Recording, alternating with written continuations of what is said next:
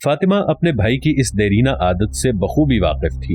اس نے معافی تو دے دی مگر محمود کو واپس بھیجنے سے صاف انکار کر دیا.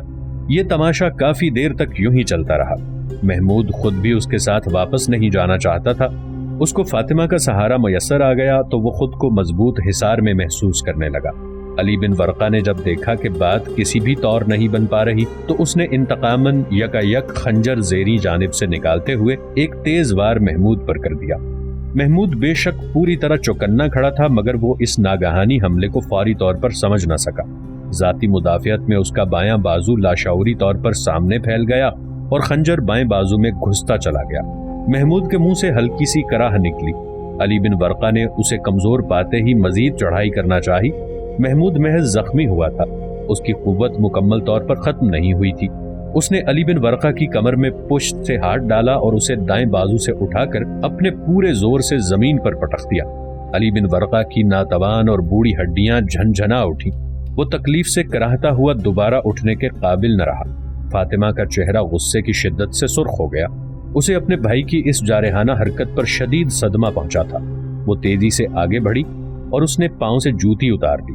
پھر کیا تھا, بھائی بڑی بہن کے ہاتھوں جوتیوں سے پٹنے لگا. علی بن ورقہ نے پھر گڑ گڑا کر معافی مانگنا شروع کر دی. فاطمہ کو اپنے بھائی پر اب ذرا اعتبار نہیں رہا تھا. اس نے محمود کو حکم دیا کہ وہ اس کے درندہ صفت بھائی کو اس کی نگاہوں سے اوجھل کر دے. محمود اسی اثنا میں ایک چھوٹا سا کپڑا اپنے بازو پر باندھ چکا تھا. اس کی قمیض خون سے تربتر ہو چکی تھی. اس نے اپنی مالکہ کی خواہش بجا لاتے ہوئے علی بن ورقہ کو اپنے کندھوں پر بورے کی مانند لادا اور دروازے کے باہر اٹھا کر گلی میں پٹخ دیا. اس کے بھاری بھرکم جسم کے گرنے سے خاصی آواز بلند ہوئی تھی. باہر کئی راہگیر اس جانب متوجہ ہوئے تھے مگر کسی کے پاس اتنا وقت نہیں تھا کہ وہ ٹھہر کر ماجرا پوچھتے. علی بن ورقہ زمین پر گرا بری طرح سے کرا رہا تھا. وہ کراہتے ہوئے بھی اپنی بہن اور محمود کو صلواتیں سنانے سے باز نہیں آیا. شاید اس بار اس کی 2-1 ہڈیاں ضرور ٹوٹ گئی ہوں گی. محمود نے زور سے دروازہ بند کر دیا. قاضی عماد الدین صالح ظہر کی نماز ادا کر کے واپس اپنی عدالت میں داخل ہوئے تو عدالت میں موجود لوگوں کے چہروں پر بے چینی سی پھیل گئی. یہ ملک الصالح اسماعیل ایوبی سلطان دمشق کی جانب سے قاضی مقرر تھے. ملک الصالح سلطان صلاح الدین ایوبی کے بھائی ملک العادل کی اولاد میں سے تھا. قاضی عماد الدین لوگوں کے مسائل اور مقدمات کو نمٹانے میں ایک عمر بتا چکے تھے. آج کا مقدمہ بڑا دلچسپ تھا جس میں مالک اور ایک غلام دونوں ایک ساتھ مدعی بھی تھے. صبح سے اس مقدمے پر کارروائی جاری تھی. شہادتیں سن لی گئی تھیں. دونوں فریقین کا موقف بھی واضح ہو چکا تھا. اب فیصلے کی گھڑی تھی. ایک طرف انصاف کا دامنگیر علی بن ورقہ تھا تو دوسری طرف اس کی بہن فاطمہ محمود کی مالکہ کی حیثیت سے مدعیہ تھی. قاضی عماد الدین اس معاملے میں خاصے پریشان تھے کیونکہ کوئی واضح شہادت ایسی نہیں تھی کہ جس پر فیصلہ کرنے میں آسانی ہوتی. مدعیہ کی شہادت نصف شمار کی گئی تھی. اسی طرح داجلہ کی شہادت بھی نصف گنی گئی تھی. داجلہ نے اپنے شوہر کے حق میں شہادت دی تھی کہ میں نے فاطمہ کو غلام بخشا نہیں تھا بلکہ صرف فاطمہ کو گھر تک پہنچانے کے لیے ساتھ روانہ کیا تھا. اگر کوئی شہادت فاطمہ کی طرفداری میں تھی تو وہ محمود کی تھی. محمود چونکہ خود ایک فریق بن چکا تھا اس لیے اس کی شہادت کو مشکوک نگاہوں سے دیکھا جا رہا تھا. لوگوں کو اس بات میں دلچسپی تھی کہ قاضی اس الجھے ہوئے قضیے کو کیسے نمٹائیں گے. قاضی عماد الدین نے ظہر کی نماز کے بعد مصلی پر کافی دیر تک اس بارے میں غور کیا کہ انہیں کس فریق کے حق میں فیصلہ دینا چاہیے. فاطمہ کے پاس شہادت کی کمی تھی مگر اس کے چہرے پر سچائی جھلک رہی تھی. علی بن الورقہ کے چہرے پر انہیں تکبر اور خود نمائی سی محسوس ہوئی. وہ فاطمہ کے حق میں فیصلہ دینا چاہتے تھے مگر حالات و واقعات اس کے برعکس تھے. محمود کا چہرہ ایسا تھا کہ کوشش کے باوجود قاضی عماد الدین اس پر کوئی واضح صورت تلاش نہیں کر پائے. علی بن ورقہ کی استدعا یہ تھی کہ غلام بے شک اسے نہ لوٹایا جائے مگر اس کی بغاوت پر سختی کا رویہ اپنایا جائے اور اسے کڑی سزا کے طور پر قید بامشقت دی جائے تاکہ آنے والے وقت میں غلمان کو کڑی نصیحت اور عبرت حاصل ہو. کسی حد تک اس کی استدعا درست بھی تھی مگر جانے کیوں علی بن ورقہ کے مطالبے میں قاضی عماد الدین کو قرار نہیں مل رہا تھا. انہیں فاطمہ کے ذاتی وصف پر شہادت مل چکی تھی کہ وہ اپنے ہمسایوں اور احباب میں سچائی اور دیانتداری میں خاصی شہرت رکھتی ہے مگر وہ اس مقدمے میں اپنے حق میں کوئی سچائی پیش نہیں کر سکی تھی. اس کے گھریلو حالات بھی ایسے نہیں تھے کہ وہ غلام رکھنے کی متحمل ہو سکتی جبکہ اس کے مقابلے میں علی بن ورقہ کی عمارت اور سماجی حیثیت نہایت مضبوط تھی. کافی سوچ بچار کے بعد وہ کھنگار کر گویا ہوئے۔ وہاں موجود لوگوں کی چہمگوئیاں یکلخت تھم گئیں۔ اے مومنو، بے شک اعلیٰ و عرفہ عدل و انصاف کرنے والی ایک ہی اللہ کی ذات ہے۔ میں نے اس معاملے کی سماعت کے بعد جو فیصلہ کیا ہے، ممکن ہے کہ آپ لوگوں کو صحیح نہ لگے، مگر میرا دل اس پر مطمئن ہے۔ علی بن ورقہ نے یہ دعویٰ کیا ہے کہ اس کی بہن اس کے خاص غلام محمود کو زبردستی ہتھیانا چاہتی ہے، اور وہ غلام مکمل طور پر فاطمہ کی مٹھی میں ہے۔ اس کے ثبوت میں جو واقعہ پیش کیا گیا ہے، اس کے گواہ بھی قابل غور ہیں۔ علی بن ورقہ پر مار پیٹ اور تشدد مجھے بھی دکھائی دے رہا ہے، لیکن اس کے ساتھ ساتھ محمود کے بازو پر موجود زخم بھی اپنی ہی کہانی سنا رہا ہے۔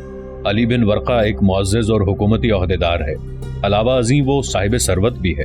اس کے مقابلے میں فاطمہ کا موقف یہ ہے کہ ام داجلہ یعنی علی بن ورقہ کی بیوی نے اپنی خوشی اور رضامندی سے محمود کو اس سے سونپا ہے، جس پر ام داجلہ منحرف ہے۔ میرے خیال میں بھی کچھ اسی قسم کا معاملہ ہوا ہے۔ دو خواتین کی آپس میں لڑائی ہونا یا ایک دوسرے کو کوئی شے دے دینا عام سی بات ہے۔ محمود کے موقف سے بھی یہی بات واضح ہوتی ہے۔ اب سوال یہ پیدا ہوتا ہے کہ کیا محمود کا مالک علی بن ورقہ ہے یا فاطمہ؟ فاطمہ کی منکسر مزاجی اور سابقہ شہرت کو سامنے رکھ کر دیکھا جائے تو وہ غلام رکھنے کی زیادہ حقدار ہے۔ یہ اس کی دنیاوی اچھائیوں کا انعام ہے۔ علی بن ورقہ کو صرف اس بات کی تمنا ہے کہ غلام بے شک اسے نہ دیا جائے، مگر اسے زندان خانے میں ضرور ڈالا جائے۔ یہ انتقامی کارروائی دکھائی دیتی ہے جو کہ وہ محمود اور اپنی بہن دونوں سے لینے کا خواہش مند ہے۔ غلام پر قاتلانہ حملے کے جرم میں اسے بھی سزا دی جا سکتی ہے، مگر یہ فیصلہ سنانا چاہتا ہوں کہ اگر علی بن ورقہ اپنے جرم کی سزا سے بچنے کا خواہش مند ہے تو اسے محمود اور اس کی سزا کی استدعا سے محروم ہونا پڑے گا، ورنہ دونوں فریقین برابر کے جرمدار ہیں اور دونوں کو ان کے جرم کی نوعیت مد نظر رکھتے ہوئے سزا دی جائے گی۔ قاضی عماد الدین کا فیصلہ پیچیدہ اور الجھا ہوا تھا۔ لوگ اپنی سی ہانکنے لگے۔ علی بن ورقہ نے جب اپنے جرم کی بابت سنا تو اس کا رنگ اڑ گیا۔ اگر اسے سزا ہو جاتی تو وہ ہمات واپس لوٹنے کے قابل نہیں رہتا تھا۔ وہاں خود پر اٹھنے والی انگلیوں کو وہ کسی صورت برداشت نہیں کر سکتا تھا۔ وہ اپنی جگہ پہلو بدلنے لگا۔ محمود یوں کھڑا تھا جیسے اسے کسی بات کی پرواہ نہ ہو۔ اگر سزا ہو گئی تو بھی کچھ نہیں ہوگا اور نہ ہوئی تو بھی کوئی پہاڑ نہیں ٹوٹے گا۔ چند ہی لمحوں بعد علی بن ورقہ نے اپنی حشمت و جاہ پر محمود کو قربان کر دیا۔ وہ اپنا مقام نہیں کھونا چاہتا تھا۔ محمود کے ہاتھ سے نکل جانے کا افسوس تو اسے ضرور تھا، مگر وہ ایسے دوراہے پر آن کھڑا ہوا تھا کہ جہاں اسے دو میں سے ایک شے کا انتخاب کرنا تھا۔ اس نے شاید غلط انتخاب کیا تھا۔ محمود کے ساتھ اس کے بیٹے کا مستقبل جڑا تھا، جبکہ عزت و ناموس صرف اسی کی زندگی تک باقی رہ پاتی۔ قاضی عماد الدین نے محمود فاطمہ کے حوالے کرتے ہوئے یہ بات خصوصاً محسوس کی کہ ان کے قلب پر گہرا اطمینان چھایا ہوا تھا، جیسے ان کا فیصلہ واقعی صحیح ہو۔ تم پھر آج ادھر آدم کے، تمہیں کتنی مرتبہ سمجھایا ہے، میرے باپ یا بھائیوں نے تمہیں دیکھ لیا تو تمہاری لاش کے ٹکڑے کسی ویرانے میں چیل کوے کھاتے دکھائی دیں گے۔ وہ تیزی سے دائیں بائیں دیکھتے ہوئے لفظ چباتے ہوئے بولی، چلو ایسا ہی صحیح، میری بدولت چیل کووں کا پیٹ تو بھر جائے گا۔ ادھر ایک جانب گل وقوز اور مطیع الدین چھپ چھپ کر ملتے تھے۔ مطیع الدین کو جانے کون سا چور رستہ مل چکا تھا جہاں سے وہ جب دل چاہے آ جایا کرتا تھا۔ وہ کافی دیر تک وہیں کھڑی اس کی سلامتی کے لیے دعائیں کرتی رہی۔ وہ ایک منگول قبیلے کے سالار کی بیٹی تھی جو دریائے والگا کے کنارے آباد سرائے نامی شہر میں آباد تھا۔ اس کے علاوہ اس کا باپ منگولوں میں ممتاز حیثیت کا مالک تھا۔ اس کا نام قونائی خان تھا۔ چنگیز خان کے لشکر میں اس نے ہزاروں مسلمانوں کا خون بہایا تھا۔ جب 624 ہجری میں چنگیز خان نے وفات پائی تو وہ سرائے چلا آیا۔ نئے خاقان اعظم نے سلطنت کو صوبوں میں تقسیم کیا تو یہ علاقہ قبلائی خان کے حصے میں آیا۔ یہ علاقہ اردوئے زریں کے نام سے مشہور تھا کیونکہ یہاں کے منگول قبائل کے خیمے سنہری رنگ کے ہوتے تھے، اس لیے انہیں خیام زریں یا زریں خیل کہا جاتا تھا۔ اس منگولی ریاست میں سرزمین خوارزم، مغربی قیچاک، اردوئے زریں اور روس کا لاکھوں مربع میل رقبہ شامل تھا۔ سرائے اس پوری سلطنت کا دارالخلافہ بن چکا تھا۔ خوارزمی تہذیب کی نقالی کرتے ہوئے یہاں کے لوگوں نے بھی پختہ مکانات تعمیر کر لیے تھے۔ یہاں مسلمانوں کے تجارتی قافلے اکثر آتے تھے۔ منگول خود ان قافلوں کو تحفظ فراہم کرتے، مگر جو ہی کوئی تاجر کوئی مشکوک حرکت کرتا پایا جاتا تو اسے بلا تحقیق قتل کر دیا جاتا۔ چنگیز خان نے مسلمانوں کے سروں کی ایک قیمت لگائی ہوئی تھی جو اس کی وفات کے ساتھ ہی ختم ہو گئی۔ منگولوں نے مسلمانوں کے سروں کی ایک عرصے تک قیمتیں وصول کی تھیں۔ اب بھی وہ ان کے سروں کی جانب حریصانہ نگاہوں سے دیکھتے۔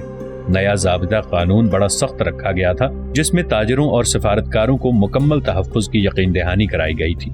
شکست خوردہ سلطان جلال الدین خوارزم اسی سلطنت کے زیریں حصوں میں اپنے اقتدار کی دوبارہ حصولیابی کے لیے سرگرم رہا تھا اور 628 ہجری میں ایک کرد کے ہاتھوں قتل ہو گیا۔ مطیع الدین کا باپ نور الدین بڑا دیندار اور متقی شخص تھا۔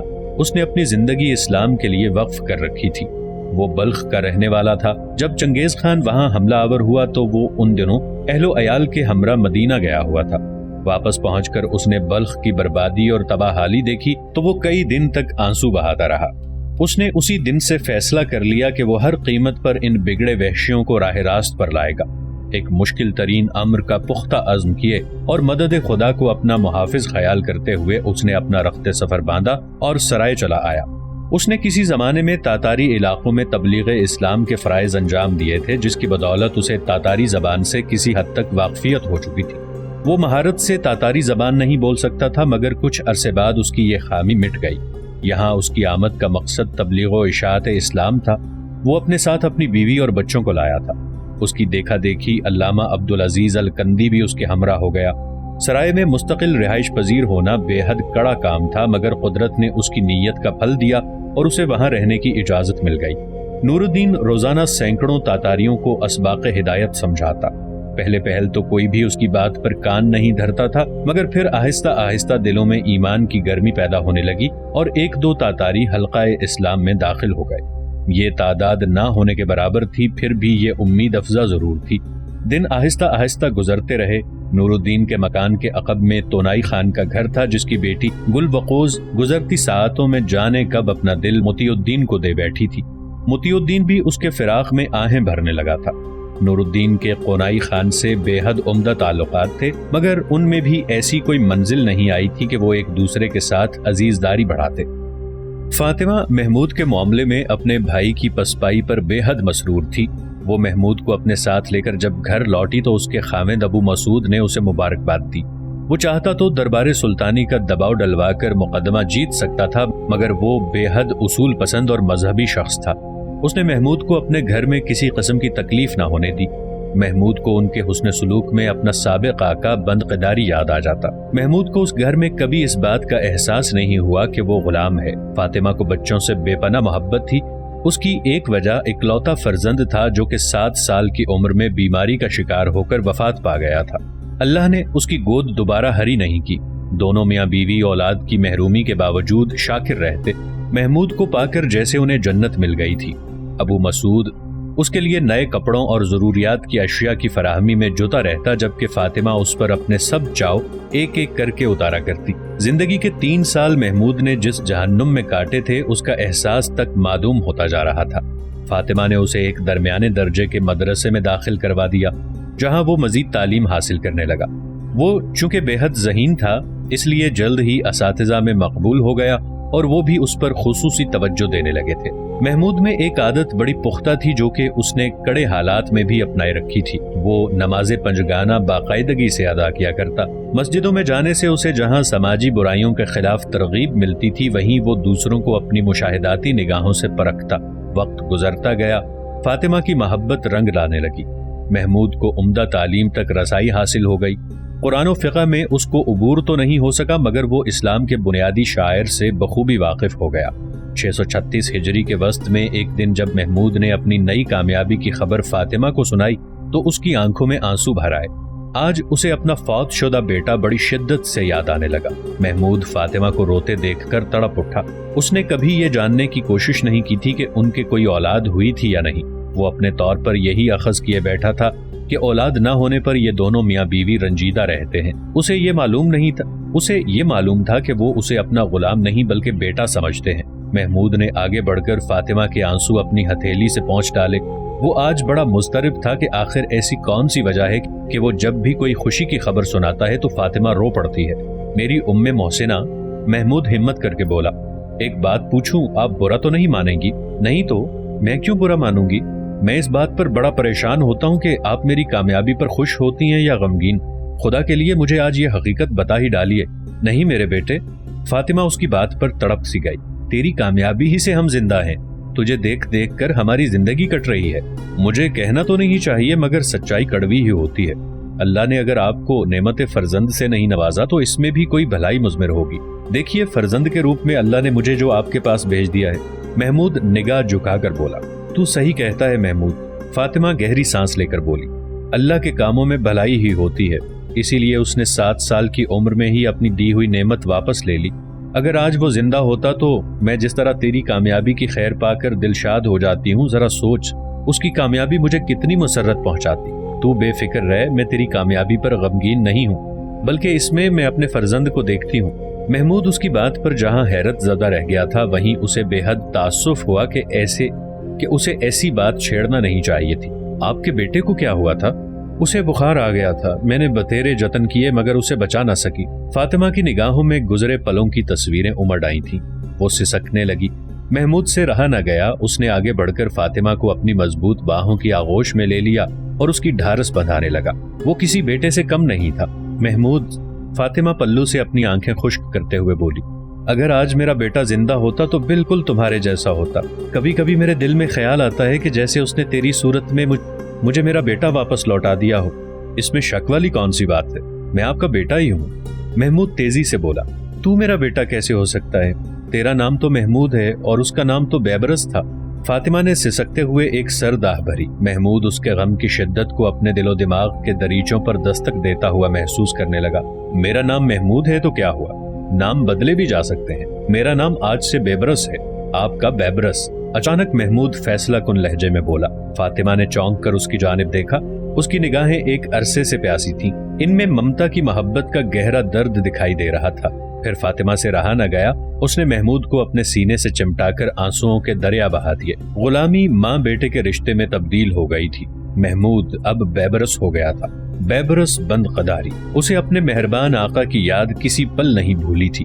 اس نے اپنے اس نئے نام کے ساتھ اس کے لقب کو ہمیشہ کے لیے ساتھ جوڑ دیا. فاطمہ دن بھر اسے بیبرس کے نام سے پکارا کرتی. وہ کبھی کبھار شفیق فاطمہ نے اپنی ماں کو دیکھتا تو اسے یوں محسوس ہوتا جیسے اس کی تلاش ختم ہو گئی ہے. اکثر اس کی نگاہیں بھی نم ہو جایا کرتی. ابو مسعود بھی اس نئی تبدیلی سے مسرور تھا. ادھر مطیع الدین نے بڑی عجلت میں دیوار سے دوسری جانب چھلانگ لگائی. وہ آج بڑی مشکل سے قنائی خان کی نگاہوں سے بچ پایا تھا. وہ ان دونوں کے حالات کی نزاکت سے بخوبی واقف تھا. اسے معلوم تھا کہ قنائی خان کے سامنے وہ اس کے گھر میں اپنی موجودگی کا کوئی جواز پیش نہیں کر پائے گا اور نتیجتاً اس کے ساتھ ساتھ اس کا گھرانہ بھی منگولیانہ بربریت کا شکار ہو جائے گا. یہ گل بقوز کی ڈھیل تھی کہ نوبت یہاں تک پہنچ گئی تھی. وہ اس قدر حواس باختہ ہو رہا تھا کہ اس نے دوسری جانب دیکھے بنا ہی چھلانگ لگا دی. جب اسے ایک مضبوط گرفت نے اپنے ہاتھوں میں پکڑا تو اسے ہوش آیا. وہ نوجوان منگول تھا. خوش شکل ہونے کے ساتھ ساتھ اس کے چہرے پر منگولوں کی سی درشتی نہیں تھی. مطیع الدین اس نئی افتاد پر گھبرا سا گیا. وہ اس کی باہوں میں جھولتا رہا. منگول نوجوان کے چہرے پر رونق سی پھیل گئی. برادر آسمان سے ٹپکے ہو یا کسی نے ٹپکا ڈالا ہے؟ اس کا چہرہ لمحہ بھر میں کشتے زعفران بن گیا. مطیع الدین اس کی طرف حیرت سے دیکھتا رہ گیا. اس کے وہم و خیال میں بھی منگول ایسے نہیں ہو سکتے تھے. نہ ٹپکا ہوں اور نہ ہی ٹپکایا گیا ہوں, بس ذرا اچھل کود کی مشق کر رہا تھا. مطیع الدین نے بات بنائی. ذرا دھیان سے ایسی مشقیں کیا کرو. آج تو میں نے سنبھال لیا ہے, ورنہ کسی روز اپنی پسلیاں توڑوا بیٹھو گے. نوجوان نے مسکرا کر کہا اور دوسرے ہی لمحے اس نے اپنی گرفت ڈھیلی کر دی. مطیع الدین اس کے بازوؤں کے حلقے سے نکل کر زمین پر جا گرا. کمر میں ہلکی سی چوٹ نے اس کے منہ کا ذائقہ خراب کر دیا تھا. تمہارا شکریہ, مطیع الدین منہ بنا کر بولا. نوجوان نے ہاتھ آگے بڑھا کر اسے اٹھا کر کھڑا کر دیا. مطیع الدین اپنے کپڑوں پر لگی دھول جھاڑنے لگا. تم چہرے سے تو ترک لگتے ہو. نوجوان نے اندازہ لگانے کی کوشش کی. عمدہ پہچان ہے. تمہاری نگاہ کی داد دینا چاہیے, ورنہ اکثر لوگ مجھے عرب خیال کرتے ہیں. ویسے تم ہو کون؟ خد و خال سے تو منگول دکھائی دیتے ہو, مگر تمہارا چہرہ اس کی نفی کرتا ہے. مطیع الدین نے پوچھا. میں منگول ہی ہوں. سنا ہے کہ میری پیدائش ترک علاقے میں ہوئی تھی. میری ماں ان دنوں حاملہ تھی اور میرے باپ کے ساتھ جنگ پر نکلی تھی. گرجستان میں یا پھر اس کے قرب و جوار میں ہی میری پیدائش ہوئی تھی. لوگوں کا کہنا ہے کہ مجھ پر وہ پانی اپنے نقش چھوڑ گیا ہے. اس نے مطیع الدین کی تشنگی مٹا دی تھی. تم یہاں کیا کر رہے تھے؟ نوجوان نے یکدم چونک کر پوچھا. اچانک سوال پر مطیع الدین گڑبڑا سا گیا. میں سمجھ گیا ہوں کیا معاملہ ہے. اس نوجوان نے کچھ دیر تک جواب نہ پا کر ہنستے ہوئے کہا. کیا مطلب؟ مطیع الدین کی حالت اب ایسی ہو رہی تھی جیسے وہ رنگے ہاتھوں پکڑا گیا ہو. چند لمحے پہلے کی بے فکری کافور ہو چکی تھی. ایک رنگ اس کے چہرے پر آتا, دوسرا جاتا. اس کا نام کیا ہے؟ نوجوان نے چہک کر پوچھا. مطیع الدین کو یوں لگا جیسے آج اس کی خیریت نہیں गर्दन तो लाजिमन उतर जाएगी। किसका? मेरा नाम तो मोतियुद्दीन है। वो एक मंगोल के सामने घबरा गया था। मैंने तुम्हारा नाम नहीं पूछा। मगर तुम इतना घबरा क्यों रहे हो? तुम्हारी तो टांगें भी कांपती दिखाई दे रही हैं।